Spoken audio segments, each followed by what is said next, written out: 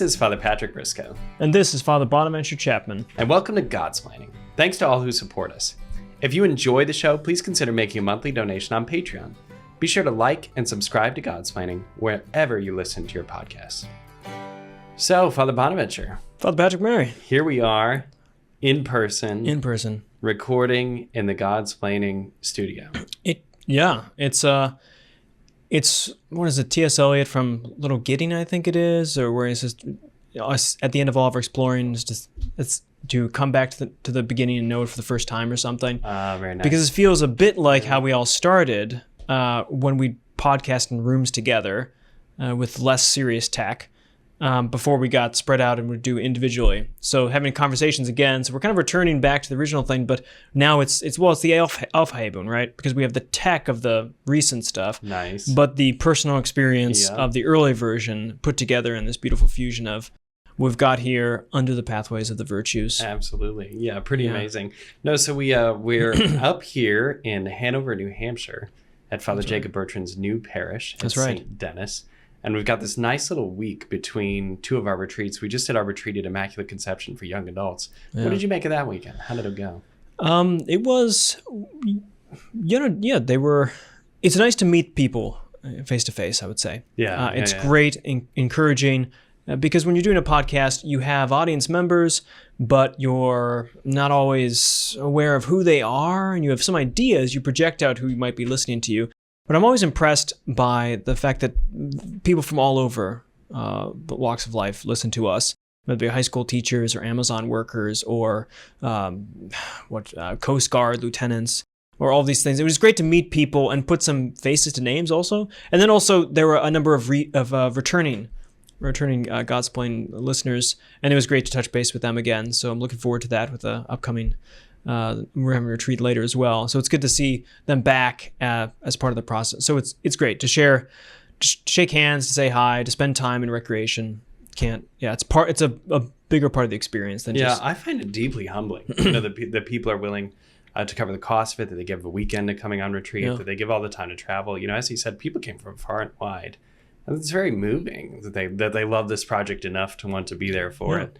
So I find myself a little bit overwhelmed. I'm looking forward to this weekend where we're doing something under a new format where we've got our masterclass weekend on the Eucharist. Mm-hmm. So we're kind of stepping out a little bit from the traditional retreat model there to give our different lectures and then to allow people time to have more of a kind of seminar style discussion, I would say, after some of those conferences. So I'm really looking forward to that. And anything could happen this weekend. That's correct. Yes. And that's all comers too. And so I think my hope is that by asking people to read a common text before coming on that weekend, we'll have a basis that will be, a common basis, a common experience already of that book, something that we can step off to into the weekend together, right? Because that's not just a young adult weekend, that's sort of an all-comers retreat. So that's going to be exciting. But not everything that Dominicans do or think goes well, right? That's right. So we have some projects that we're very proud of. We have updates, to the podcast that we really like, but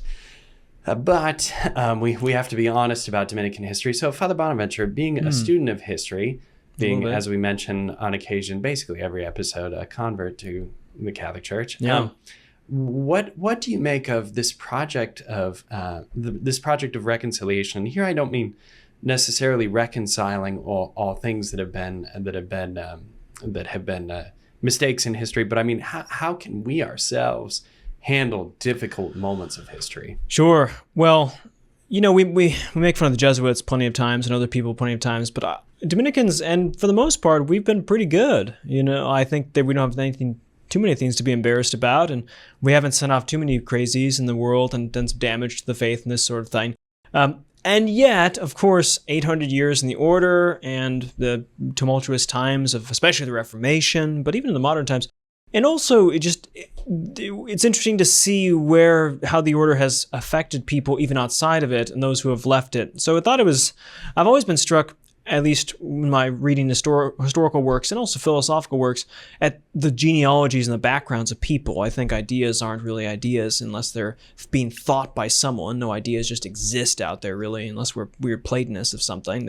They're ideas in thought, and they're thoughts of people, since machines don't think, as far as I can tell.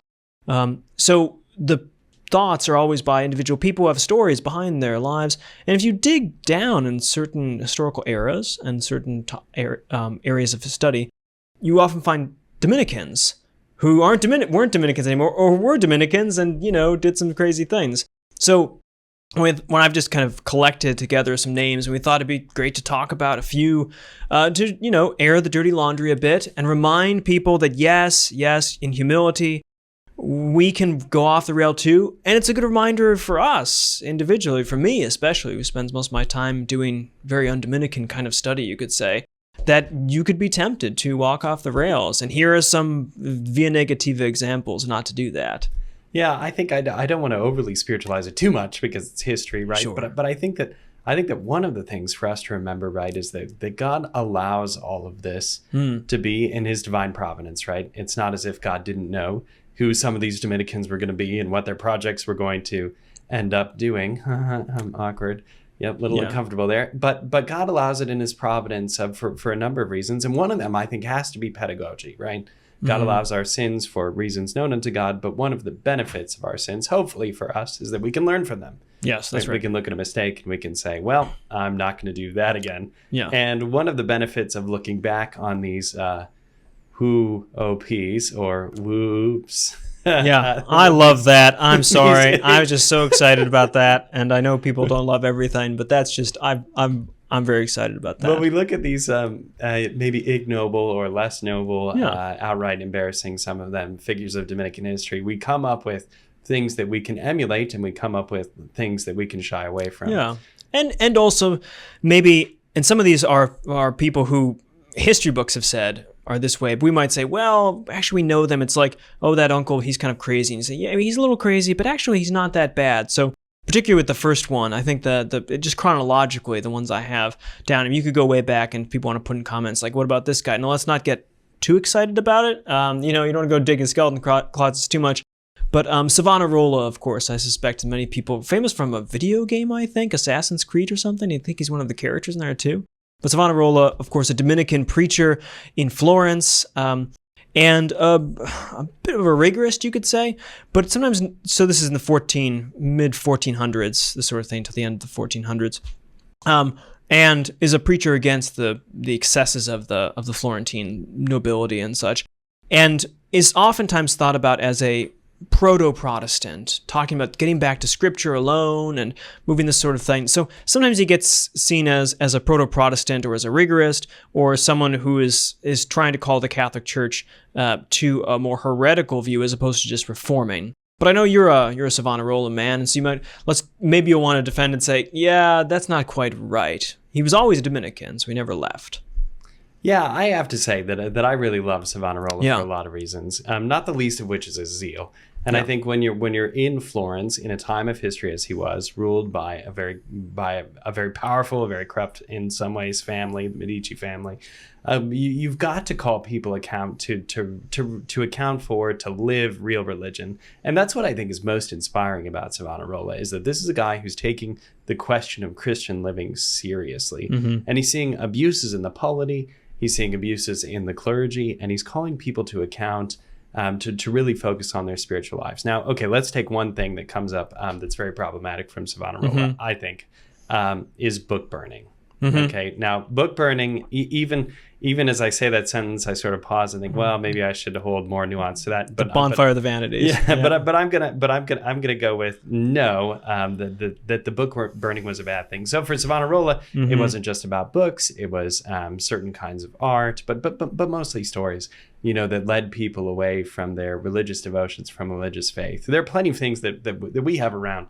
Films, movies, music, although so many of these things are digital now. But there are plenty of things that we should be wanting to rid ourselves of, to pursue a kind of pure Christian life. I'm going to be a little bit nuanced about that, admittedly, but still, I think there's something to desiring a purification. So what do you think? Are you an admirer of his bonfire, the vanities here? Well, I agree. He's one of the guys who, when you attack the uncle in the family, the crazy guy in the family always says, look, you don't understand, you don't get, and I think he gets a bad rap. So I tend to be, of my little knowledge of Savonarola, I tend to be thinking it's more nuanced than that. And the Medici's and the Florentine kind of the situation, well, it was a little bit extravagant. And it takes a lot of truth to float an error. So, and we don't get, his supporters didn't get to write much of the history, you could say.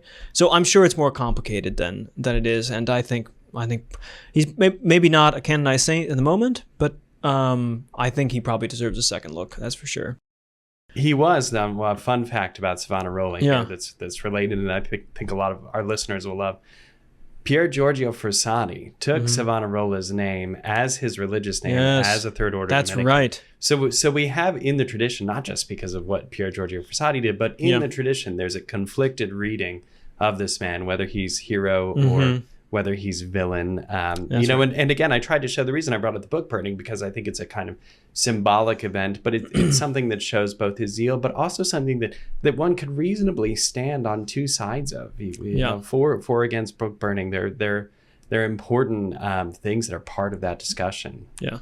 Let's move a little forward to, group the next two together in the Reformation. Now, why is that? Yeah. Because oftentimes people have heard the joke, the Dominicans were founded to deal with the Albigensians, and the Jesuits are founded to deal with the Protestants. And then you say, when's the last time you met an Albigensian? And it's supposed to be a dig on the Jesuits, as if they failed their mission and we succeeded in our mission. Of course, there's plenty of Albigensianism around, and Gnostic people who don't value the body appropriately. So in this way, we still got more to do. But I've always thought, coming from a Protestant background, knowing a bit of the history, that this was rather ironic and rather rich from a Dominican to say, because, of course, Martin Luther famously writes the 95 Theses as a scholastic disputation, puts it on the Wittenberg cathedral door. But he's responding, or at least one of the major flashpoints, is the selling of indulgences. Right. And the preacher who is preaching about the indulgence sales for the raising for St. Peter's and all of this sort of thing is Johannes Tetzel. And he has this little kind of phrase, this little ditty, that an English version of it says, when a coin in the coffers rings, a soul in purgatory springs. I remember learning this. Learning this in my Protestant years. And of course, Johannes Tetzel, as you've always assumed, was a Dominican preacher. So he's a German Dominican. And so if Johannes Tetzel wasn't preaching these things, whoever he was, then you wouldn't have the Martin Luther responding with such fervor, you could say. And then, so you could say in some ways we're responsible, we're the remote cause. If Luther is the proximate cause of the Reformation, we're the remote. On the other side of it, interestingly, is a man that probably people know less than Johannes Tetzel, was Martin Bucer, who was a Strasbourg Dominican, another German Dominican, and was at the head of the Reformation. So he was a Dominican in Strasbourg, and then left the Dominican order after hearing Luther's preaching, and was foundational for that city, but also worked with Melanchthon and the Lutherans to deal with the articles of the Concord and such. Also was working with Zwingli and the Reform in Zurich. Also, when John Calvin was founding Geneva, before that he'd been in Strasbourg and worked with Martin Bucer, who assisted him in that. And then finally is called over to England near the end of his life, or before he died in 1551, and to assist Henry VIII, and also to work in the Reformation there as Regius Professor of Divinity at Cambridge. So Martin Bucer is known sometimes as the man of the Reformation because he was instrumental in the Reformed tradition, the Lutheran tradition, and the Anglican tradition. And he was well suited to do it because he was a Dominican, well trained in scholastic thought and the scriptures. So that maybe that's part of the other side of it is we shouldn't be surprised that occasionally Dominicans go bad. When they go bad, they go really, really bad because Dominican training is, they know this. Thomas Aquinas is helpful for all areas of fields, including Protestant reformational work. Yeah, it's true. And you sort of slipped in there as we were moving from Savonarola to Tetzel, right? We have those are two Dominicans that remained faithful, broadly speaking, to the order. They died as Dominicans. And then by the time we get to Bucer, and we're moving chronologically, right? That's right. With Savonarola and with Tetzel being active in the late 15th, early 16th century, right? We're moving a little bit further beyond that when we get to Bucer, right? But now we've got in Bucer a guy who becomes an ex-Dominican who leaves the order, right? Who totally goes out and beyond. And we've moved from something that was really kind of a matter of taste or an open theological question to something that was more extreme. I think is that a fair characterization? I think. Well, Myself, I think the Protestant Reformation or the Protestant faith is not as good as the Catholic faith, not as true. So I don't know how you feel about this. So I would say yes. I would not support a brother who was coming in wanting to take the name Brother Martin Bucer. I think that would be named after Dominican. Some questions. Yeah, I just think there's some questions about this sort of thing. You say Brother Ignatius Loyola, okay, but Brother Martin Bucer, nah, a little bit too far. This guy, but still, So an interesting figure that behind the Reformation in these different areas is an ex-Dominican. So not only is Cardinal Cajetan working against Luther and working the Counter-Reformation, but of course you have the Reformation power. So it's Dominicans on Dominicans, you could say, which is fascinating. Now, what do we make of all of that? What did that look like in the order? I mean, because here it sounds like we've got. Are these guys representatives? The friars that are more these agents of reactionary. Are they leaders of movements within the Dominican order? Does the order, broadly speaking, remain faithful to the church? The sense is, well, generally remains faithful to the church on the continent, it seems. Although, of course, people are changing things. But the big one is England. I think, if I'm correct, there are zero Dominican martyrs during the English Reformation. I think that's correct. So that none of either fled or converted. Wow. It's a real now. I mean, there's one questionable one because he was received at some point during his jail time or something. Okay. But really, in general, the Dominicans either converted over or they fled. It's not like the Jesuits. You don't have the kind of great stories about the Jesuit martyrs in Dominican martyrs over there in the way that you have Campion and the Jesuits. So that's a bit of and it's the English province, so they can answer to this better than I can. But it's a bit of a disappointment when one finds that Dominican martyrs in England were is possibly zero and far between. Well, and something perhaps that's representative of the church in England on the whole. You probably remember Father James, our novice master, bringing this up to us, right? Father James would ask, now, brothers, how many bishops in the church remained faithful to the Holy See during the English Reformation? 1, John Fisher. And they killed him, and he would say in his little accent, right? Yes. But it's true. But it's true. There was only John Fisher. The rest of the Catholic bishops became accommodationists, became heretics. They joined the Church of England. It's true. So perhaps, without being too hard on the order, we could see a kind of going along there, a spirit of... And the Reformation in England progressed differently than it did in the continent. It wasn't because it was the Church of England, so it was still...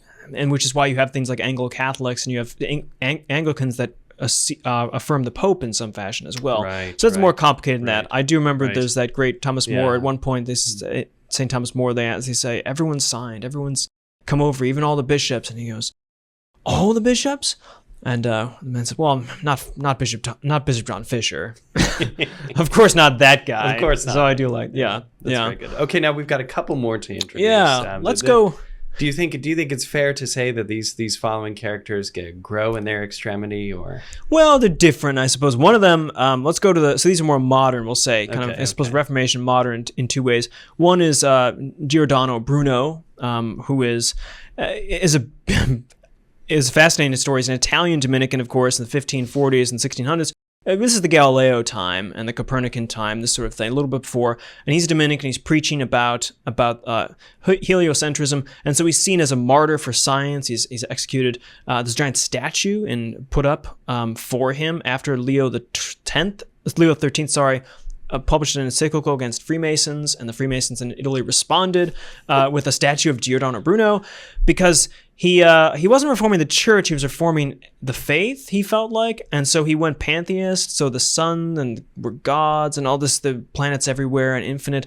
So and so it doesn't just like heliocentrism versus geocentrism where the Galileo was, but this is a real crazy guy and went whole hog into some science, faith, hermetic mysticism. He traditionally abandons Western metaphysics and leaves behind Western philosophy as we would know it into something more. And that's one of the things that makes his statue interesting, which, as you said, it's violent because it's this middle looks finger good too. It's a cool statue. It's quite prominent. But that statue, that site is a kind of place of pilgrimage for people interested today in New Age movements. And the whole thing is very bizarre. And to find out that this was a Dominican friar, who, and it's not as if there weren't any attempts at rapprochement, right? Like, right. Yeah. He really intentionally went far beyond the pale on some of these questions, which, as you say, include both science and philosophy. So it's matters that are even just beyond things. This wasn't just a reformer scriptural kind of guy in the way that Bucer would have been, who was farther enough. But this is man that has gone way off the reservation. Now, another one more in the modern time, and in a sense, JP2 is downstream of him, so we could come back on this, is Franz Brentano. This is another ex-Dominican. He was a Dominican novice and was ordained a priest after 2 years of entering the novitiate. So there's some weird story about his Dominicanism that's not entirely clear in some of the accounts. But yet he was trained in the scholastic model, and you can see this from his works. His main works are on the science of being and metaphysics. Now he's interesting because he's the founder of the movement of phenomenology, the 20th century movement. He is the grandfather. The founder is really Edmund Husserl, who founds phenomenology, you could say, and has students like Edith Stein and Dietrich von Hildebrand, and Max Scheler and Adolf Reinach. And then who affects Lublin Thomism, which is JP2's Thomism, so he's a phenomenologist, and personalism. All this, Husserl was so many of his students were converting to Catholicism that he said, upon my death, he was a convert from Judaism to Lutheranism. He said, upon my death, the church will have to canonize me because I've given them so many Catholics. Wow! No yeah, way. he's a That's fantastic guy. And so the phenomenology is a particular view that's very conducive, of course, to Catholic faith, because it's about the reality of things and seeing them and the actions of things. But it's interesting about him is that Brentano was his mentor, you could say. He reading Brentano, and when you read Husserl, he's always in conversation with Brentano, who worked out the fundamental notions of intentionality and intentional analysis in his descriptive psychology, empirical psychology. Is focus again on moving away from mental kind of Cartesian to more realistic accounts. And so Husserl takes up and is always working with Brentano. And then Martin Heidegger, probably the second most famous phenomenologist, 20th century philosopher, he gets his start because Husserl gives him Brentano's book, the Manifold Sense of Being in Aristotle. And that sets off Heidegger's whole redoing of phenomenology with being and time and his whole account. But Brentano, of course, Dominican trained and a scholastic, paying attention to these things. So in a way, and then we get JP2 and personalistic movement, all this stuff from phenomenology and these guys, and Jean-Luc Marion from the Heideggerian trend. But Dominicans at the fountainhead source of that. Now, but none of those things that you were talking about are really difficult in themselves. We before we were talking about people that were heretics, not only material heretics, but intentional, unrepentant, just outright heretics. Okay, so we have major collaborators in the Protestant movement, like Bucer. We've got someone that denies Western metaphysics, Bruno, and has really serious scientific issues that he's bringing up in Bruno. Yeah. But talking about phenomenology doesn't make you a heretic, no. At least to the best of my knowledge. He's more this is more accidentally a bad Dominican. So how did he fall off the rails? How did he end up an ex-Dominican? It's not quite clear. He had some falling outs with the Catholic Church really specifically over the papal infallibility doctrine. So he was in the 1870s when he fell out against the church, and he was a devout man, and he was a priest, and he just couldn't reconcile himself. We're so downstream of papal infallibility, of course, when that comes out, Vatican I. But even Cardinal Newman was not entirely in favor of this before the Defined. And you could say that Brentano is in the same position as Newman in a way, except he doesn't accede to the authority of the church. Instead, he says, I just can't reconcile this with the church's teachings and what I read from Scripture.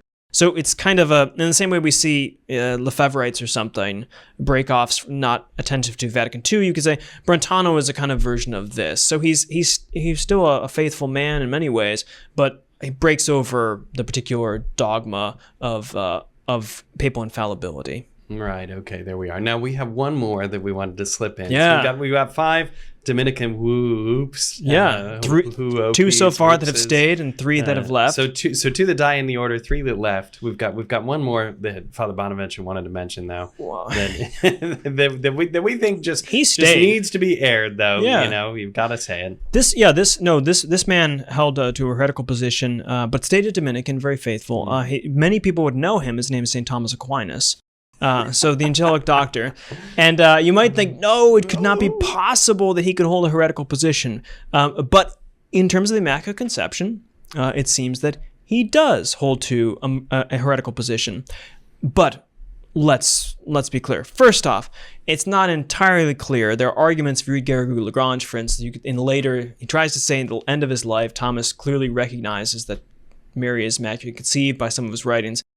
It's not clear from the Summa that this is the case when you read in 27, Article 2. This is Father Gregory's usual thing, quoting. So Tertia Pars, question 27, Article 2, when he's asking the question about basically the Immaculate Conception, pre-sanctified before the animation of the soul. Yeah, it seems like you got to be pretty flexible. He basically gives the argument that you can't have the original sin can't be prevented from Mary because then she would be saved without the merits of Christ. Right. Okay. Whereas the Franciscans, Blessed Duns Scotus, is going to go ahead and say this is something that's possible. It's very desirable. Therefore, it must be the case. But let's be clear. One, St. Thomas, well, the definition of the Immaculate Conception wasn't promulgated until 1854. So the church hadn't settled on this matter. So if Thomas, which I think is probably reasonable, would not go for the Immaculate Conception, or did not go for the did not go to the Immaculate Conception in his teachings, it's not formally heresy, of course, because there's no definition for it. Second point, which I think is important, is we like to say the Franciscans are right for the wrong reasons, and the Dominicans were wrong for the right reasons, because the reasons why Thomas Aquinas and the Dominicans fighting against the Immaculate Conception as a doctrine and throughout history following St. Thomas is because they say Christ is the supreme mediator and source of salvation. Without Christ, then no one can be saved. And if you read the document, December 8th, 1854, Ineffabilis Dei, it has this one line that says, by a singular privilege and grace granted by God in view of the merits of Jesus Christ, the Savior of the human race, and goes on that says that she's immaculately conceived by the singular privilege, and there's that little in view of. And I like to think that's the St. Thomas in view of, to say, all right, we get you. Yes, we think that you can be in view of that, but it must be that, so we'll settle on this. And one might want to say, well, if Thomas sees that in there, well, of course. That's just it's good as Dominicans to admit, it's fine to admit that Thomas isn't right about everything according to modern standards, today's standards. But then we can say, are there reasons to think that he would be inclined as, and to remember that St. Thomas is the angelic doctor, but he's not the sole mediator of grace. So I think it's helpful. So hopefully this helps you to love our Dominican family a little bit more, to talk a little bit about the crazy uncles and see what's going on, and to love them, in case you get stuck with them in the next family reunion, i.e. heaven. Now you'll have something to say. We want to thank everyone for listening to Godsplaining. We greatly appreciate you. Please follow us on Facebook, Twitter, and Instagram. Like the episode, subscribe on YouTube or your podcast app. Leave us a 5-star review. That really helps people find the podcast, and it encourages them to listen. If you'd like to donate to the podcast through Patreon, follow the link in the description or show notes. There you'll also find links to shop our merch and to get information for upcoming Godsplaining events. As always, we're grateful for your prayers. Please know that we're praying for you. God bless.